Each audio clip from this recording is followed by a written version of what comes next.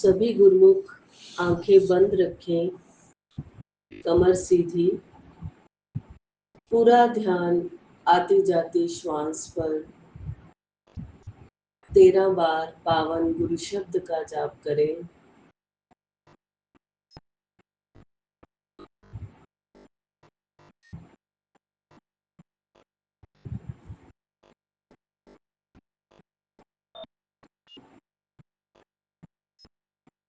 श्री दयाल जी महाराज की जय।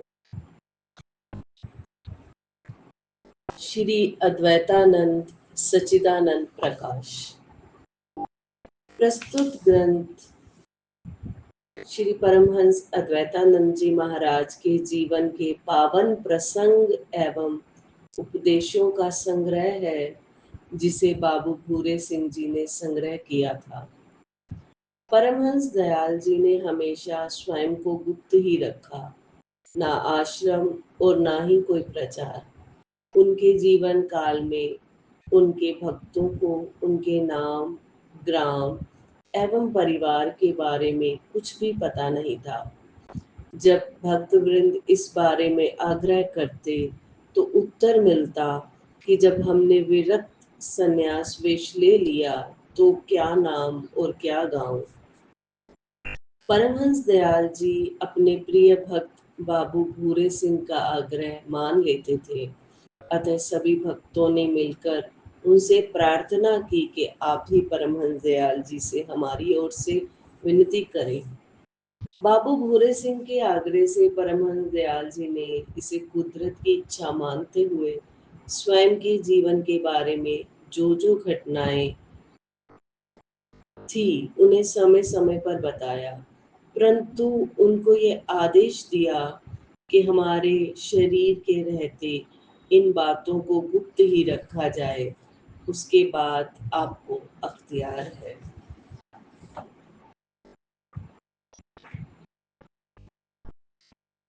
ओम तत्सत। पहला भाग, जीवन चरित्र। बाबू भूरे सिंह जी बता रहे हैं कि श्री परमहंस दयाल जी के इस पावन ग्रंथ को 6 भागों में विभक्त किया गया है। उनके जीवन चरित्र, भजन व जिक्र, वेदांत, उनकी नसीहतें, उनके मुख्तलिफ इरशादात, रोग व दर्शन, हालाते मर्ज व विसाल यानी रोग व दर्शन।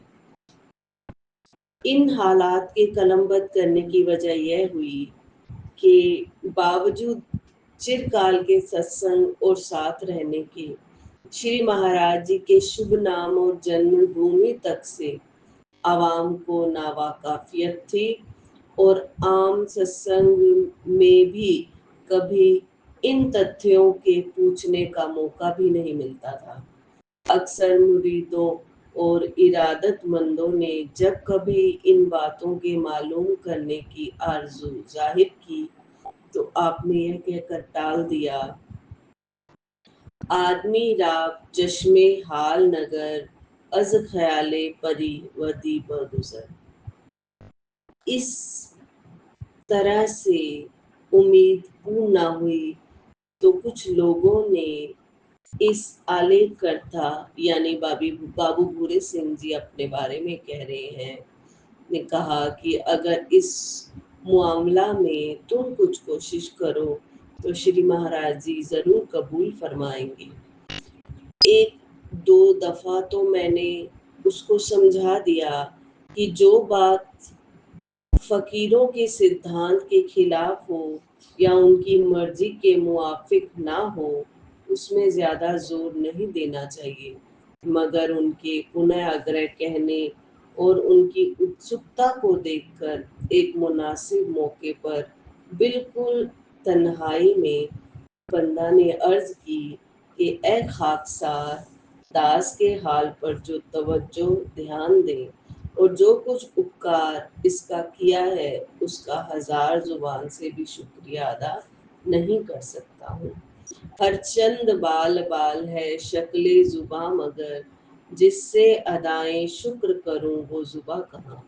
मगर चूंकि हमेशा से इस शूद्र के हाल पर आपकी स्नेह रही, इस भरोसे पर कुछ अर्ज करने की इजाजत चाहता हूँ।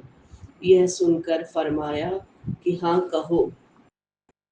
बंदा ने सबकी आरजू और अपनी अर्ज जाहिर कर दी और सबका ख्याल हालात जिंदगी श्री महाराज के मालूम करने का हो रहा है। अगर श्रीमन तकलीफ गवारा करके अपने जीवन चरित्र के मुताबिक के विषय में कुछ हालात बयान फरमाए तो ऐन बंदा नवाजी होगी। यह सुनकर फरमाया कि शायद तुम्हारा ख्याल उनको लिखने का है। देखो, किसी किस्म की यादगार कायम करना राजा महाराजा और बादशाहों का काम है।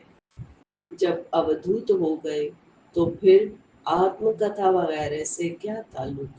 तमाम संसार के चरित्रों को हमारे चरित्र समझो। जब से हमने वैराग्य धारण किया है, हमारा हमेशा यही ख्याल रहा है कि ना तो किसी को चेला बनाएंगे और ना किसी किस्म की यादगार कायम करेंगे। ना समाधि और मठ बनाने का ख्याल है।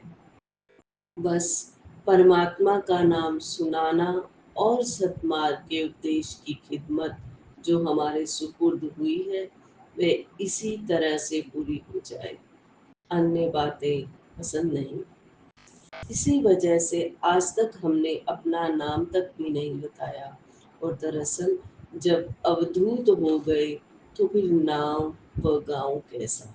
बल्कि यह भी एक तरह का अहंकार है कि हमारा यह नाम है और यह और हम प्रसिद्ध होकर पूजे और हमारे हालात लोगों पर रोशन हो और हमारे प्रवचन लोकप्रिय हो। और वाकई बात यह है कि हम उपदेश वगैरह कुछ करते नहीं, बल्कि पूर्ण ब्रह्म ही सब तरफ से काम कर रहा है। कहीं गुरु बनकर काम करता है, कहीं चेला बनकर मानता है। फिर खामोशी के बाद बताया कि हमने बहुत आदमियों को टाल बता दी, लेकिन तुमने टेढ़ी ही लटका दी। अब तुम्हारे ख्याल को किस तरह रद्द करे। शायद कुदरत को यह काम मंजूर होगा जो तुमने भी सब लोगों से सहमति कर ली। खैर, अगर तुम्हारा भी ख्याल इस तरह है तो देखा जाएगा, मगर अभी बहुत वक्त है। यह बात सुनकर तो आशा पूर्णता की सी स्थिति हो गई और मैंने अर्ज किया कि दरअसल आपका फरमाना दुरुस्त है, मगर आप जैसे ब्रह्ममय महात्माओं के वास्ते देश और काल की दराजी वाकई कुछ हकीकत नहीं देती, क्योंकि आप उन पर प्रभुत्व प्राप्त है। मगर हम जैसे आदमियों को जो नित काल के गाल में पड़े हैं, बहुत वक्त होने का क्या भरोसा। मिसल मशहूर है, काल करे सो आज कर, आज करे सो अब, छिन्ने परले होएगी, फिर करोगे कब। यह सुनकर कुछ खामोशी के बाद फरमाया कि अच्छा, अगर तुम्हारी मर्जी ऐसी है तो जब से चाहो हम बयां कर देंगे, मगर सिर्फ यूं ही प्रासंगिक तौर पर जो घटनाएं याद आ जाएंगी, क्योंकि वाक़ात बहुत ज़्यादा है और अप्रासंगिक और खींचतान से कुछ फ़ायदा नहीं। लेकिन यह ख्याल रखें कि हमारा चोला शरीर रहने तक ये कुल बातें सिर्फ अपने तक ही सीमित रखना। उसके बाद तुमको अख्तियार है, जो चाहो सो करना। बोलो श्री परमहंस दयाल जी महाराज की जय।